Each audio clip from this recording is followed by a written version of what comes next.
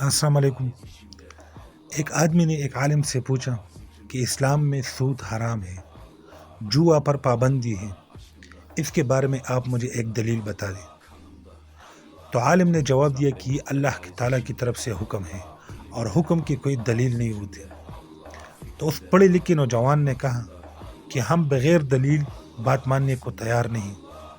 تو عالم نے کہا کہ اس چھت کے نیچے بہت زیادہ دانشور بیٹھے ہوں اور اچانک ایک انجینئر آ جائے اور وہ کہے کہ یہ چھت گرنے والے ہیں، تو آپ سب لوگ بھاگ جاتے ہو۔ کیا آپ انجینئر سے دلیل پوچھتے ہو؟ یا اگر آپ بیمار ہو اور ڈاکٹر کے پاس جاتے ہو، ڈاکٹر آپ کو دوائی لکھ کے دے دیتا ہے، آپ ٹائم پہ کھاتے ہو، کیا تم ڈاکٹر سے دلیل پوچھتے ہو؟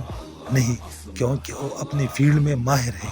اسی طرح یہ اللہ تعالیٰ کی طرف سے حکم ہے اور اللہ تعالیٰ ساری کائنات، ساری دنیا کی مالک ہے۔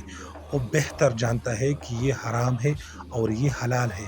آپ لوگ صرف علماء کرام پر اعتراضات کرتے ہو، اس کو ذلیل اور بے عزت کرتے ہو، دلیل کے نام پر بہتان لگاتے ہو اس پہ، جبکہ یہ اللہ تعالیٰ کی طرف سے